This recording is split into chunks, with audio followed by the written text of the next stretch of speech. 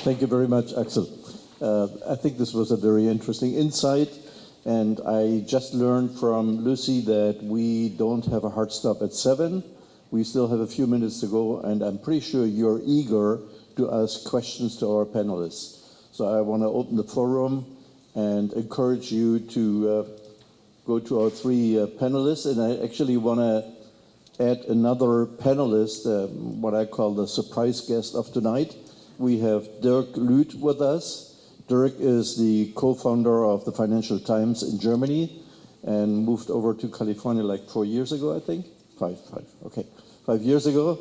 So he is one of, like Axel, one of those guys who knows both sides of the Atlantic. And I want to ask Dirk to take the seat over there and also try to respond to any questions we might get from the audience. So, first question.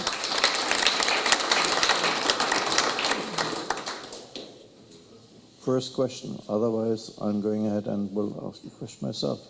Here we go.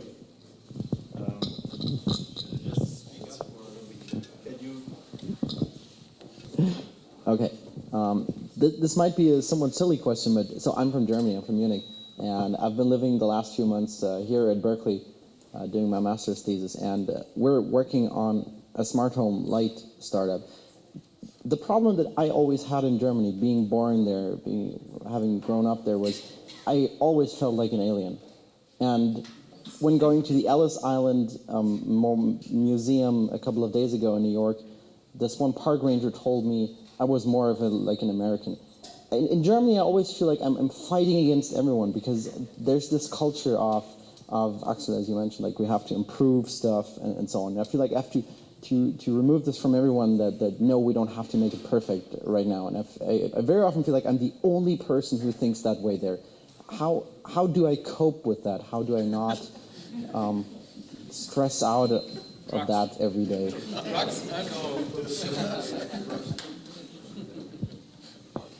Thank you. Okay, well, the easy answer is just to come here. So, now, from my own experience, there's no prejudice against foreigners here in Silicon Valley. It doesn't matter whether you're from India or Germany or France. People, you don't have to speak perfect English either. What they're interested in your ideas, what you want to do, and more than half the people now are not U.S. native people. Of all the companies that started, we had actually a majority of foreigners that were even the founders. They may have been from Canada or from some other close by country, but still, it is completely acceptable to be here as a foreigner. It's just standard stuff. There's no negative. No, actually, this is a very important point. You can attend business meetings with your standard tourist visa, right? You can't get paid, but you can attend meetings. You just can't work for anybody, okay? Or you can't pay yourself a salary. You have to pay yourself a salary in Germany, That's okay. But the best visa they have, and not to go too deep here, is this so-called investor visa, the E2. So E2 is not immigrant, but you can start your own company here and work for your own company as long as it's majority owned by non-US people. And it's good for 5 years and you can renew it. It's the perfect visa. I had it too. The bottom line is, you can stay as long as you want and you don't have to worry about green cards or getting an H-1B and all this nonsense. You really want the E2. And that only works if it's your company and you're the one driving it here. It doesn't work if you join a US company. So that's something to keep in mind. Next question, yes. I think, Hello, Volker from Ammersee, in fact. I think, nevertheless, we have one disadvantage in Germany. Sorry? Rich or farm, Ammersee? Fischer. I think we have one disadvantage in Germany. The market size is simply too small. It's very difficult to test big ideas in Germany because you simply cannot reach customers in the size you need to get within 6 months successful. I think that's the biggest disadvantage. And I think if one really has a good idea, one should come simply here because the market is much larger. Actually, I'm not sure that... You want to come here and comment? Rich, you want to comment on this? The market may be too small to make a complete business of it, but you said too small to test. Axel made the point that you start early. You open up with people you know, people nearby. You make your first engagements with the constituents. They're not really your customers, they're your partners. They're your design partners as much as anything else. They're telling you what's right and what's wrong about your product. You don't need to have enormous numbers there. You're not looking for, at that point in time, you're not looking for revenues that go through the roof and profit. You're still in a formative stage. You're still doing development. And this, I think, is very much what Axel was referring to about getting out early, talking to people, making them, in some sense, your quality control and the people who help you define your product. You can start in Germany. I am completely convinced of that. Whether you can remain there to find a big enough market to expand is a separate question. Would you? Dirk, you want to comment on this? Yeah, two practical advices here. If you have not incorporated yet and you want to think big, is that you might want to start incorporate here, because if you want to find investors over here, they shy away normally from German GmbH. It's complicated, and I'm also the German Accelerator. I'm a mentor, and a common problem we see that the cap tables are really screwed up. You have founders who started, the company were the company for 2 months, and then they had 25% or whatever.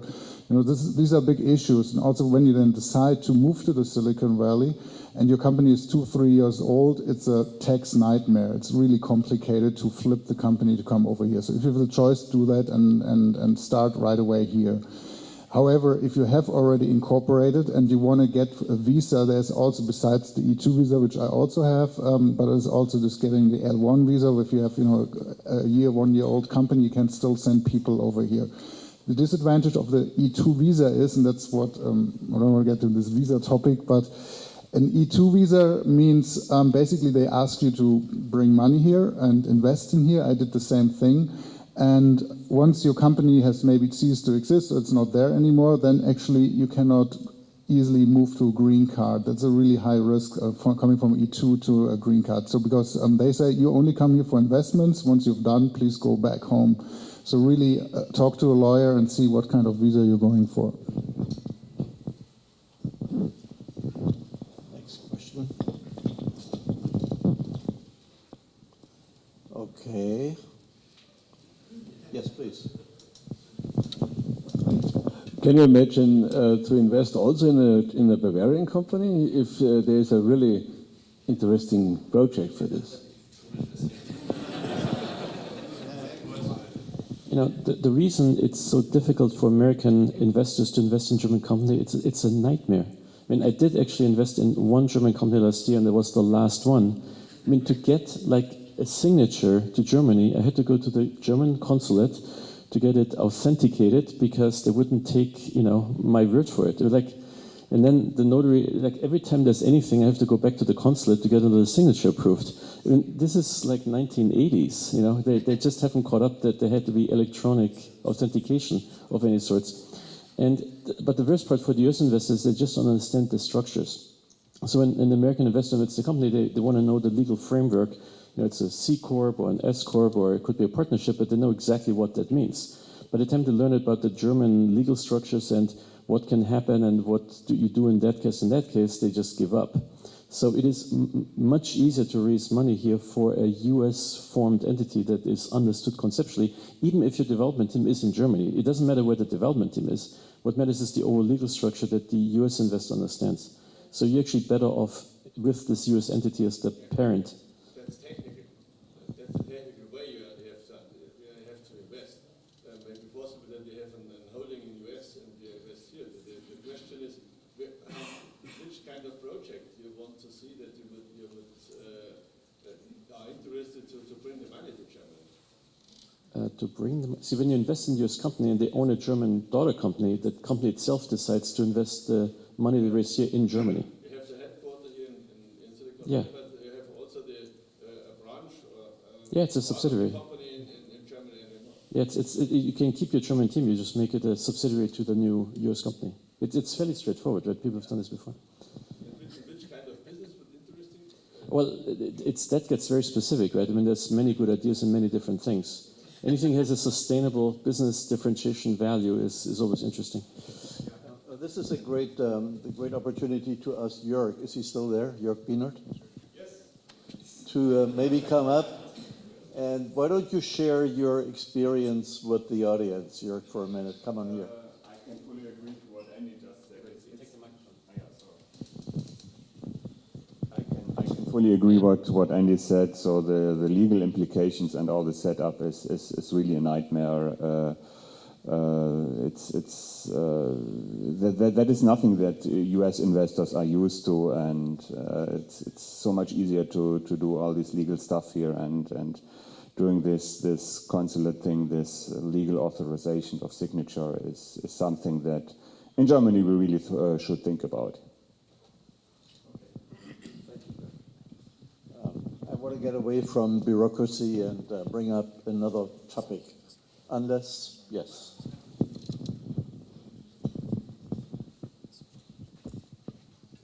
So my name is Alexander Borber. Thank you very much for your presentation. It's been very exciting and stimulating for entrepreneurs. Obviously, when you invest, I mean, some of you write checks on the spot, or you meet entrepreneurs. What really excites you or makes you interested, or where you feel, well, I really want to invest in these guys? I actually am doing investment in my spare time, meaning I've actually two full-time jobs, but that's a separate story. But to me, the best investments I've ever made were the most obvious ones. I mean, like Google, it was completely obvious this was a great opportunity. The more complicated the story gets, the more it's difficult to understand, the less likely it is to be successful. So believe it or not, the best ideas are literally the no-brainer ideas that is like the 1-minute elevator pitch. And if it passes that level, then it's a clear choice. If it takes lots of meetings and you're trying to understand the market fine-tuning and so on, or product development schedule, it gets deeper and deeper into it. I mean, it's all important, but the basic idea just has to work. And that makes the best investments by far. So I think that's a very interesting question. I have to answer that, or that's not answer, but give my opinion. So Andy, you're not a typical investor because you are an extremely smart person. And I don't want to. I want to say this because to give you some hoops or so. But when you look at investors, and it's not that they are not smart, but they don't know your business at all. While Andy can comprehend, and he has a model of abstract thinking to know what the possible outcome is very different. So, but here's one thing which I did before I started the accelerator. I wanted to know what the investment structure was in the most successful companies in Silicon Valley. And here's one very interesting result. All, with no exception, of the top Silicon Valley companies never got a seed investment from any of the typical investors because it was too complicated. So you say it must be very easy, and I think for somebody who needs to understand your business, it must be super easy to comprehend what it actually is. And most investors are not technical experts. And so when you come with your story, then the investment need to be very, very easy. And if you have a very complicated thing because nobody has ever done it before, and that's back to disruption, because those are difficult things to address. You have to work your own way, probably a year longer than the rest of the world, because you change the world in one way or the other, and that is simply too complicated for most investors. So that's the trade-off of disruption, And if you look at Salesforce.com, even Microsoft back in the old days, you look at all the top-notch companies here, they had all the same problem. They didn't get seed funding. Take even Mark Zuckerberg. I mean, today everybody thinks, that was an easy one. Well, it was not. He did not get money. Look at Twitter. They had the hardest time to get a seed round done. Look at LinkedIn. It took them 3 years to get actually August Capital finally interested in what they're doing. And they had the hardest time to get money at all. And I was one of their first advisors when they started in 2003. And so there were times, believe it or not, where they did not know whether it's actually going to go through. So take that with a grain of salt, but take it in a way serious, because the more unique you are, which all investors want, believe it or not, the harder it is to get these guys in the first place. So there is that balance to be kept. Thank you. Again, for me, some concrete advice, because I've been pitching, I think, 60 Central Road companies, so I have some experience how things work. One thing you should also have in mind, the way, because we had this cultural thing, is, I mean, I could advise, because we as Germans tend to be very direct. So it's a couple of intercultural training. We do that also at the Accelerator, how to pitch over here. And my experience is, Germans tend to have slide decks with 1,000 words per slide and stuff on it. So they completely differ here, those slides. And I tend to say you have basically 1 minute, 1 minute, not more, not even maybe less, 30 seconds when they made their decisions if they're going to invest in you or not. It's not your idea or whatever. It always depends and so on. It's just you as the person. And being German is you have to also learn a little bit, how you articulate things, how you talk about things. And that's something you have to train. And one last advice, what is also not going to work, and you cannot, if you still live in Germany, you say, I'm going to go to the Valley, I have a cool technology, good product, good idea, maybe you can good pitch, but if you live in Germany still, I think my gut feeling is there will be no chance you will be able to raise money here. You have to move here, otherwise it's not going to work. I want to come back to your presentation, earlier presentation, when you talked about bold ideas and visionaries, and you mentioned Steve Jobs, who I think, can all identify with. I have another idol beside Steve Jobs, and my idol is Elon Musk. Are you all familiar with Elon Musk? You are, okay. So my question to the panel is, a guy like Elon Musk, who definitely is a visionary, could he have created what he created? And I'm mainly referring to the electric car, the Tesla. I'm also referring to Solar City and the space shuttle or SpaceX. Could those things, those innovations have been created anywhere else in the world? Or what does it take to create an environment of innovation and creativity like we have here in Silicon Valley? Rich? The short answer is no, he couldn't have. Remember also that Elon started as one of the PayPal mafia. Yeah. So here was a successful technology, new business model that succeeded, that gave him the ability, not just because he had money in hand, but he had connections, he knew people, and he does have bold ideas. Here's a situation where outside of this environment where you have resources other than money, and that is access to other people, access to ideas, a lot of interaction, could not have done all of those things, and he would not have, and let's be clear, in almost every one of those businesses, Tesla, SpaceX, he lobbied very hard. He came very close to the edge and almost went over the cliff on each one of those companies. There were times when He was extremely successful simply because he had a very strong, but also a fairly simple message. I want to build an electric car that's capable very quickly of hitting the same price point as any other luxury sedan. I want to take modular equipment and put it together and deliver objects into space built on the back of a reusable, very modular, as opposed to very bespoke, custom technology. Those are good, those are simple ideas, and to the point that Axel was making and that Andy was making, you can't do that without having both the right idea, the right packaging of the idea, and you have to have the willing audience. And he has all of that here. But then I have a question, Rich. Now we have those very successful European automotive companies, whether they're in Wolfsburg, Munich, or Stuttgart, and why can't we build a car like the Tesla there? Andy, you want to comment on this? Why does it need to be Silicon Valley or Detroit? Well, it's a little embarrassing for the German car industry that they didn't invent a great electric car, but I'm sure it's coming. That's no question there.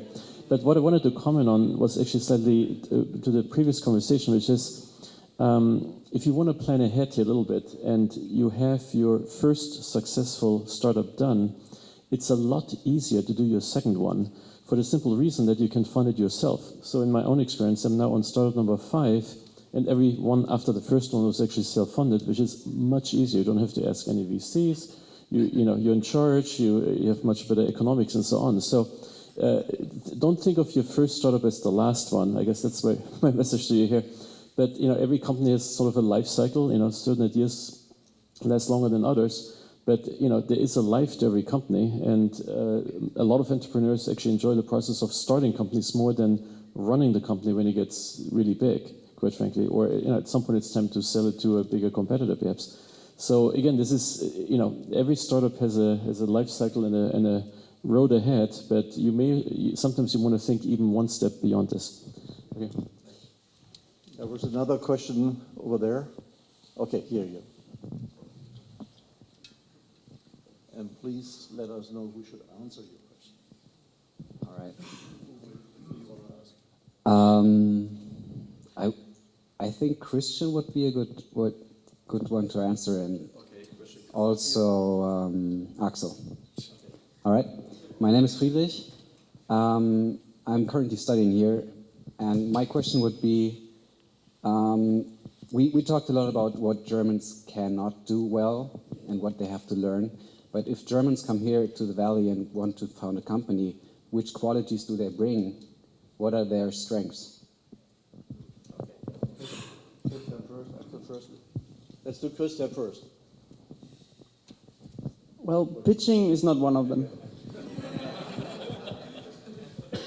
But in general, what we see, I studied here just in North Beach at a business school called HALT. And, oh, you're from HALT? Oh, welcome. I just graduated very recently, actually.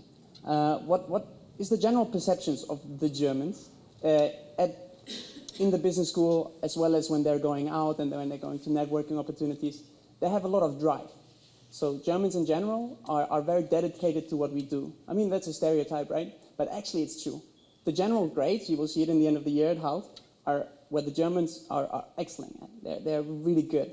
And I think the passion and using our opportunities, which is a really big thing, using the opportunities you have given here in your 1 year that you have, and then with your OPT, staying another year, you will use them much more than most of the other people around you. So this is probably the one thing I would say is the main differentiator between the ones that are here and the ones that have been given the chance like us. Cool. Very cool. So there's another one. It's actually what you just did. Come up and ask the question. That is very cool, by the way. Complexity thinking, even though it sounds very complicated, but Germans have, and this is where everybody actually really agrees on, the German engineering is something special. Germans have the capability in their brain to think through very complex things end to end. Unfortunately, not all do that, but that is a skill or an attribute that you can bring here, and it helps a lot. Now, if you look into senior technology capacities, and actually one sits here with exactly that trait, is think through even the most complex things end to end. That's what you guys bring, and that's something you can play off. That's probably one of the biggest things. And the other thing, which is extremely difficult to deal with, is you ask continuously questions if that is actually possible, right or wrong, until you're convinced this is good. And then you go like a machine. And that is very different and sometimes even difficult. So those are probably the two answers for myself. Thank you very much. Before we accept our last question for tonight, I want to point you to a book which was written and recently published by another, as somebody called it here, the PayPal Mafia. It was written by Peter Thiel, another German investor and well-known Silicon Valley mafioso, if you like. Peter has just published a book called From Zero to One. And if you have a chance, buy it, or read it. It's a very, very interesting book and answers a lot of your questions. But here's your final question. Remember, the question ends with a question mark. I think I have a rather simple question that might actually be relevant to a lot of people. If you realize you think too German, you are not fast enough, you think too complex, and you feel like you cannot solve the problem, how do you find a mentor who constantly pushes you to not have that issue anymore, to kind of un-Germanize yourself?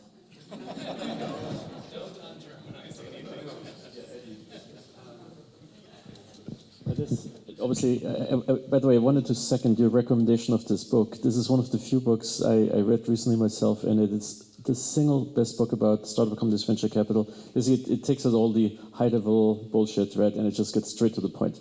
So my recommendation is the 0 to 1 book. But back to your question, when you start the company, you are the entrepreneur, right? It's just you. I mean, a mentor may give you some good feedback, but you can talk to lots of people about your idea. But the person actually has to get from 0 to 1 is literally yourself. It's especially at this early stage. And one of the advantages I had at Stanford is I guess I didn't have a lot of friends, and I didn't go out at all. I was just working from 8 o'clock in the morning till midnight every day to work on this Sun workstation. And I did the whole thing basically by myself. I didn't have to wait for anybody. The university had with the computer. There was cheap food vending machines. It was a perfectly nice environment, and I got all this stuff done because I wanted to get this done. So I wouldn't wait. If you have a good idea and you want to develop it, just do it. There's nothing than just doing it. Is it Nike slogan? Yeah, just do it.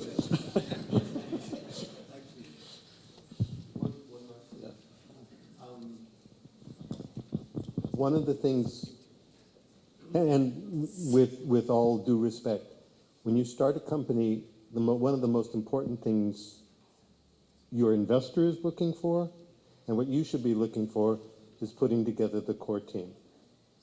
And that core team is also, 3 people, 4 people, maybe at most 5. They are complements to one another.